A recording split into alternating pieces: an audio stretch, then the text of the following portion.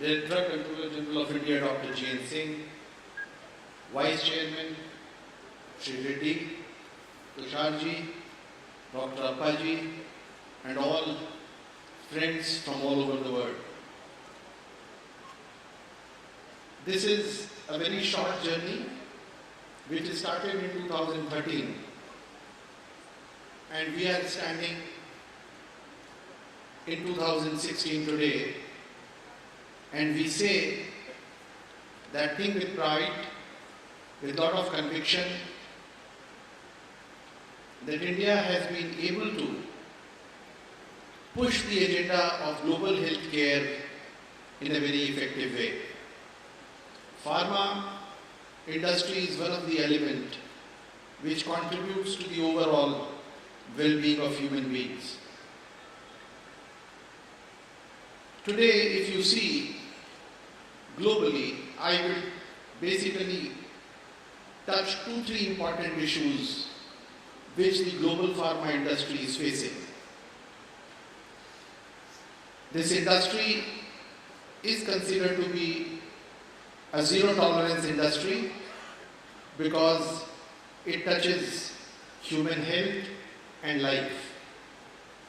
And there can be nothing more precious than human life.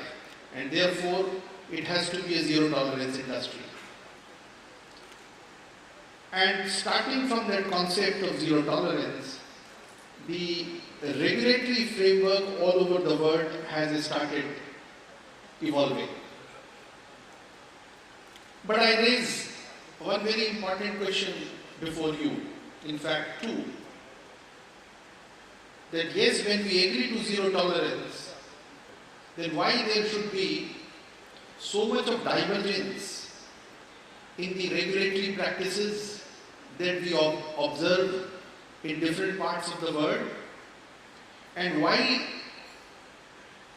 there should be so much of difficulty in proving equivalence of the objective that we try to achieve through these regulatory practices.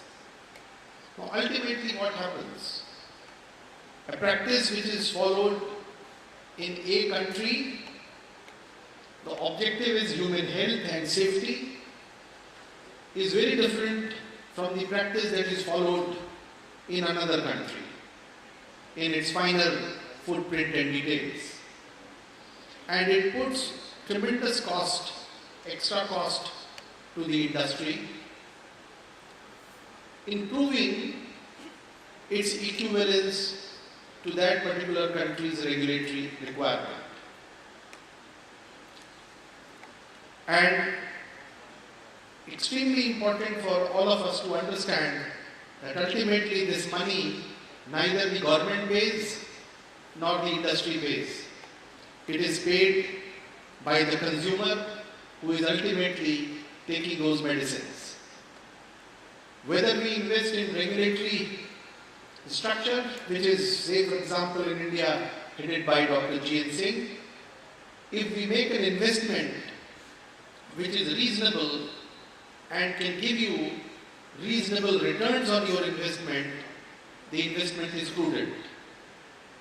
But the moment we make regulations too stringent, beyond zero tolerance, the cost becomes prohibitive. They create barriers for the movement of medicines, they deny access to medicine, and in the process, ultimately, end sufferer is the consumer. This was the objective with which iPHEX was started. iPHEX started as a platform where regulators of different countries, industries of different countries, pharmaceutical machinery platforms of different countries, they all come together, learn from each other and try to harmonize.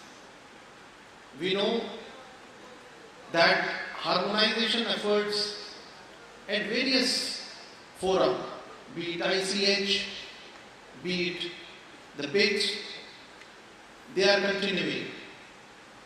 But the results, if I were to ask myself that how much in terms of optimal value for the money they have given back to us as civilization, perhaps one will have to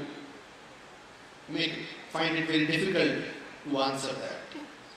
So since many regulators from different countries are present here, I am leaving this thought with you as to what should be the right regulatory practice for your country to ensure safety of your citizens is a question that you will have to address.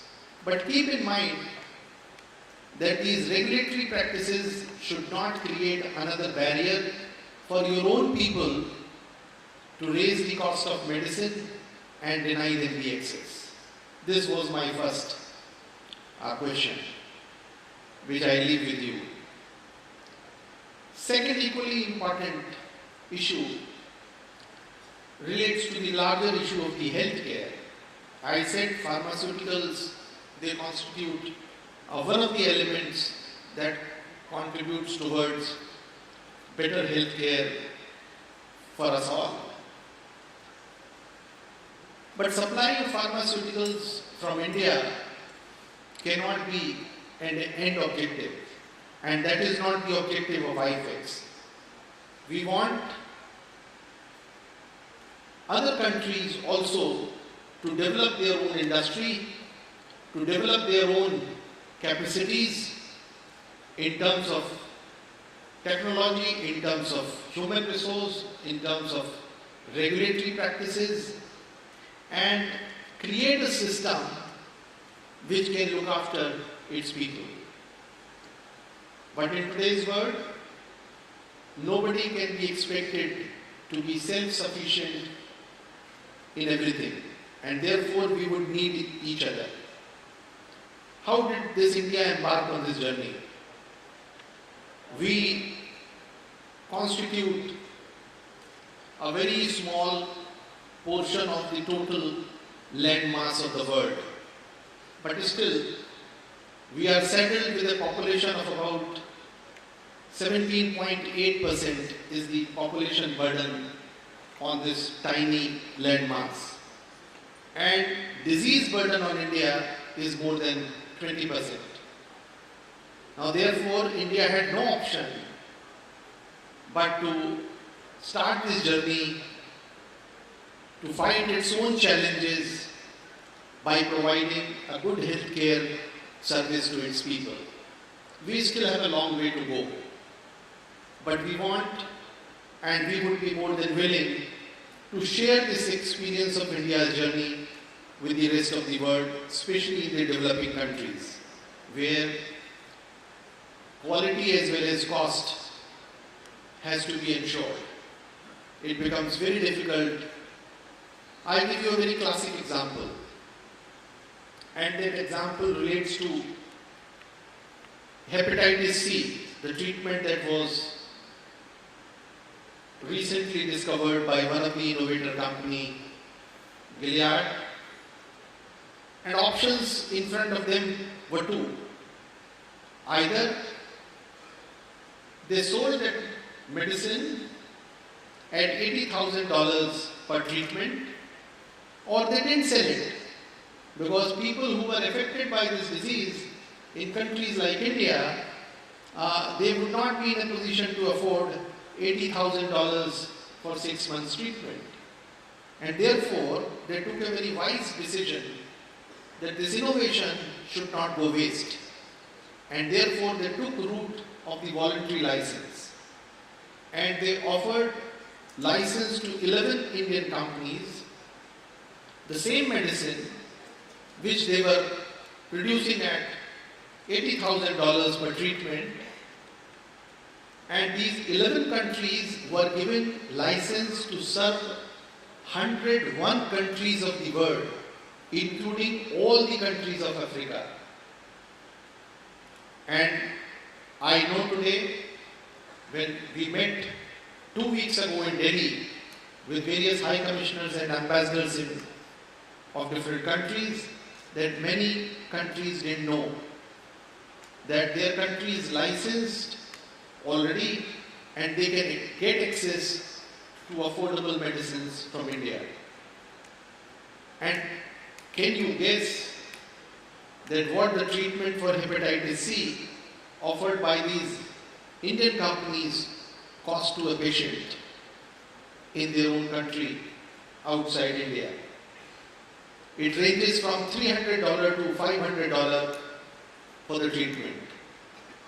Can you compare a cost of $80,000, which means basically not having access to medicine, and hepatitis C, otherwise, as you know, it's a disease that leaves you dead unless you are treated. It's different from HIV/AIDS, where you can still survive till the immune system completely fails.